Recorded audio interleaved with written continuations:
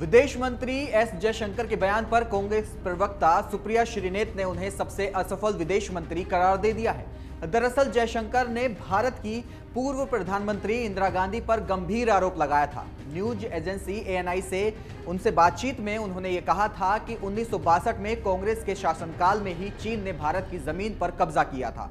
कांग्रेस प्रवक्ता सुप्रिया श्रीनेत ने एस जयशंकर को सबसे असफल विदेश मंत्री करार देते हुए कहा कि विदेश मंत्री ने एक साक्षात्कार में कहा कि हम छोटी अर्थव्यवस्था हैं और वे यानी कि चीन बड़ी अर्थव्यवस्था है, हम उनके साथ में लड़ाई करते हैं। उसका क्या मतलब है?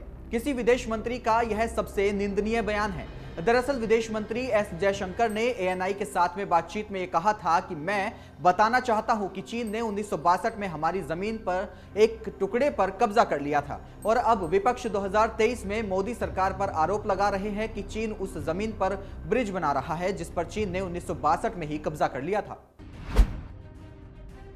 कांग्रेस के सांसद राहुल गांधी ने बुधवार को मेघालय की राजधानी में बीजेपी और आरएसएस पर जमकर निशाना साधा है। उन्होंने कहा कि भाजपा और आरएसएस आपकी संस्कृति को नष्ट कर रहे हैं, लेकिन हम उन्हें आपकी संस्कृति, पहचान या इतिहास को नुकसान नहीं पहुंचाने देंगे। हमारा देश हिंसक देश नहीं है। कायर ही अपनी इच्छा दूसरों पर थोपने की कोशिश करता है। हमें इस विचारधारा से प्यार, सम्मान और अहिंसा से लड़ना है। उन्होंने कहा कि भाजपा की विचारधारा, खासकर आरएसएस की विचारधारा, मेघालय की संस्कृति, कला और परंपरा और आपके धर्म पर हमला और नुकसान पहुंचाने की कोशिश कर रही है। मैं आपको यहां पर बताने आया हूं कि हम इस लड़ाई में आपके साथ खड़े हैं। हम ये बर्दाश्त नहीं करेंगे और यह कभी नहीं होने देंगे कि वह आपकी भाषा, आपकी संस्कृति, कला और आपके इतिहास को नुकसान पहुंचाएं, क्योंकि हमारे लिए यह भारत नहीं है। हमारा देश हिंसा को कभी भी समर्थन नहीं करने वाला है। हिंसा की हमारे देश में कोई जगह नहीं है। उत्तर प्रदेश की योगी आदित्यनाथ सरकार ने बुधवार को वित्त वर्ष 2023-24 के लिए विधानसभा में बजट पेश कर दिया है। इस बजट को सपा चीफ अखिलेश यादव ने दिशाहीन बताया है। पत्रकारों से बातचीत में अखिलेश ने कहा कि बजट में किसानों, नौजवानों और महिलाओं को निराश किया गया है। अखिलेश यादव ने अपने पारंपरिक लुक के साथ में शेरवानी पहनकर सदन में उपस्थित हुए थे वह, और इसके साथ ही इस बजट को सपा चीफ अखिलेश यादव ने दिशाहीन बताया। पत्रकारों से बातचीत में अखिलेश ने कहा कि बजट में किसानों, नौजवानों और महिलाओं को निराश किया गया है। अखिलेश यादव अपने पारंपरिक लुक से इतर शेरवानी पहनकर सदन में आए थे। इस दौरान उन्होंने कहा कि क्या इकाना से बेहतर एक स्टेडियम ये बना पाएंगे? आपने तो मुख्यमंत्री जी को क्रिकेट खेलते हुए देखा था। बल्ला कहां घुमा रहे थे, बॉल कहां से आ रही थी। जो मुख्यमंत्री क्रिकेट ना खेल पाते हो, क्या उम्मीद करोगे कि वह खेल यूनिवर्सिटी बनाएंगे?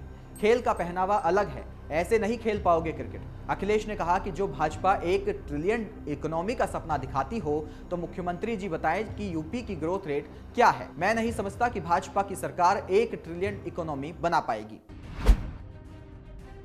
बिहार में नीतीश कुमार सरकार ने साल 2016 में शराबबंदी की थी। अब 7 साल के बाद में एक सर्वे में चौंकाने वाले नतीजे सामने आए हैं। इस सर्वे के मुताबिक बिहार में शराबबंदी कानून लागू होने के बाद में पिछले 7 साल में 1 करोड़ 82 लाख लोगों ने शराब को तौबा कर लिया है।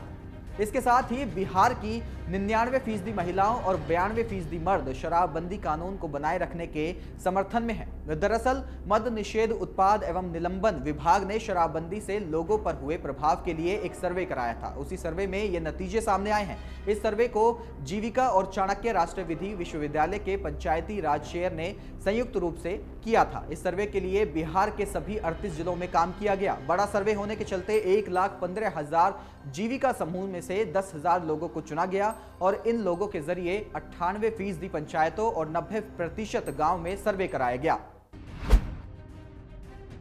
दिल्ली के पटेल नगर से वार्ड नंबर 86 से पार्षद शैली ओबरॉय आम आदमी पार्टी की ओर से मेयर चुनी गई हैं।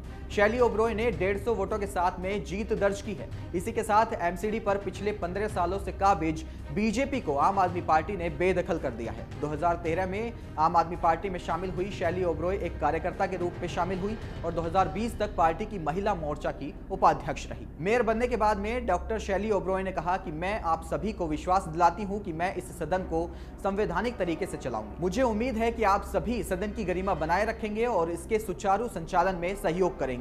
वहीं आप प्रत्याशी की जीत पर विधायक सौरभ भारद्वाज ने कहा कि गुंडागर्दी हार गई, जनता जीत गई।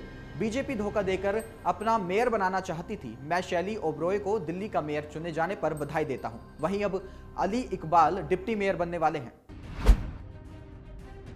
यूपी की योगी आदित्यनाथ सरकार ने अपने दूसरे कार्यकाल का आज दूसरा बजट पेश किया है। इस दौरान सीएम योगी ने कहा कि आज 6.90 लाख करोड़ से अधिक का बजट प्रस्तुत हुआ है। वित्तीय वर्ष 2016-17 में जो बजट प्रस्तुत किया गया वह 3.40 लाख करोड़ का था। पिछले 6 वर्ष में दोगुने से भी अधिक की वृद्धि प्रदेश के बजट में की गई है। पिछले बजट में किसानों को बिजली बिल में 50% छूट दी गई थी। आने वाले दिनों में 100% की छूट देंगे। विगत 6 वर्षों में प्रदेश के प्रति व्यक्ति की आय 2 गुनी से अधिक हुई है। प्रदेश की जीडीपी में 2 गुने से अधिक की बढ़ोतरी हुई है। सीएम योगी ने बजट के बाद प्रेस वार्ता में कहा कि देश की सबसे बड़ी आबादी वाले राज्य यूपी में पिछले 6 वर्षों के दौरान सबका साथ, सबका विकास, सबका विश्वास, सबका प्रयास की भावना के साथ में प्रतिनिधित्व करते हुए प्रदेश के समग्र विकास में जो प्रयास प्रारंभ हुए हैं, इसके पीछे प्रधानमंत्री नरेंद्र मोदी की प्रेरणा एवं मार्गदर्शन है।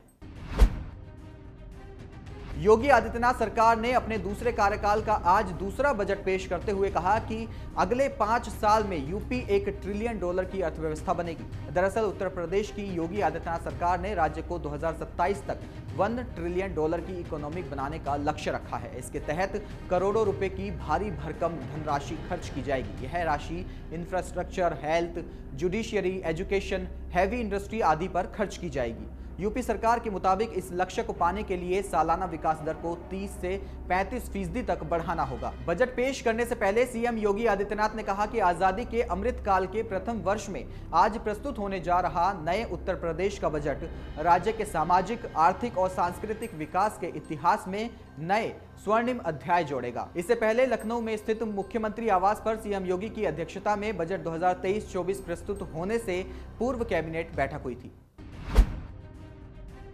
भारत में इजरायल के राजदूत नाओर गिलोन ने बुधवार को कहा कि टाटा, कल्याणी, भेल सहित करीब 80 भारतीय कंपनियों के साथ हमारे संयुक्त उपक्रम है। बंदरगाह अदानी समूह का मुख्य कारोबार है। मैं बंदरगाहों को मामले में उन्हें बहुत अच्छी तरह से काम करते हुए देखता हूं। अदानी समूह इजरायल में और अधिक परियोजनाओं की तलाश कर रहा है और मुझे उम्मीद है कि वे सफल होंगे। यह हमारे दृष्टिकोण से एक बहुत ही महत्वपूर्ण कदम है। हाइफा पोर्ट हमारी रणनीतिक संपत्ति है। अदानी समूह के पास हाइफा पोर्ट को वैसा बंदरगाह बनाने की क्षमता है जैसा उसे होना चाहिए। इसमें इजरायल व भारत के बीच में व्यापार बढ़ाने की भी क्षमता है। उन्होंने संकेत दिया कि आने वाले दिनों में होने वाली उच्च स्तरीय यात्रा के दौरान मुक्त व्यापार समझौते को आगे बढ़ाया जा सकता है। गौरतलब है कि अदानी समूह ने पिछले महीने $1.2 अरब के सामरिक महत्व को हाइफा बंदरगाह का अधिग्रहण किया था। भारत जोड़ो यात्रा के दौरान कांग्रेस नेता राहुल गांधी की टी-शर्ट और दाढ़ी सबसे ज्यादा चर्चा में रही। यात्रा की शुरुआत से ही राहुल गांधी टी-शर्ट पहने नजर आए और यात्रा आगे बढ़ने के साथ ही उनकी दाढ़ी भी बढ़ती रही, जिसे उन्होंने अब तक नहीं कटवाया है। हालांकि उन्होंने अब बताया है कि वो अपनी दाढ़ी कब कटवाएंगे। इसके अलावा राहुल गांधी ने एक इंटरव्यू में अपनी शादी के अलावा अपने जीवन से जुड़े कई अहम सवालों के जवाब भी दिए। राहुल गांधी से जब इंटरव्यू में पूछा गया, उनकी दाढ़ी को लेकर सवाल किया गया, तो उन्होंने कहा कि मैंने भारत जोड़ो यात्रा के दौरान दाढ़ी नहीं कटवाने का फैसला किया था। यात्रा खत्म होने के बाद अब इस बारे में फैसला लूंगा कि दाढ़ी रखनी है या कटवानी है। जब राहुल गांधी से पूछा गया कि उन्होंने अब तक शादी क्यों नहीं की, इस पर उन्होंने कहा कि यह बहुत अजीब सा सवाल है। अब तक शादी क्यों नहीं की? मुझे इसका सही जवाब तो नहीं पता, लेकिन जीवन में करने के लिए बहुत कुछ है। गुजरात हाईकोर्ट ने बुधवार को ओरेवा समूह के प्रबंध निर्देशक जयसुख पटेल को 30 अक्टूबर को मोरबी निलंबन पुल ढहने के मामले में मारे गए 135 लोगों के प्रत्येक परिवार को 10-10 लाख रुपए की मुआवजा राशि देने का आदेश दिया। पुल ढहने के मामले में अदालत ने स्वतः कार्रवाई शुरू की थी, जिसमें 35 बच्चों सहित 135 लोग मारे गए थे। मंगलवार को सुनवाई के दौरान ओरेवा समूह ने पीड़ित परिवारों को 3-3 लाख रुपए मुआवजा देने की पेशकश की थी। अदालत राशि से असंतुष्ट थी और कहा था कि वह बुधवार को निर्देश पारित करेगी। पिछली सुनवाई में अदालत ने स्पष्ट किया था कि ओरेवा समूह के प्रबंध निर्देशक को आपराधिक मुकदमे का सामना करना पड़ेगा, भले ही उन्होंने परिवारों को मुआवजा दिया हो। अदालत ने बुधवार को बीमा कंपनी को दुर्घटना में घायल हुए लोगों को मुआवजा देने के तौर पर 2-2 लाख रुपए देने की घोषणा की। पीड़ितों के परिवार उपहार, सिनेमा, त्रासदी की तर्ज पर बहुत अधिक मुआवजे की उम्मीद कर रहे थे। डाउनलोड करें अमर उजाला ऐप और पाएं खबरें लगातार।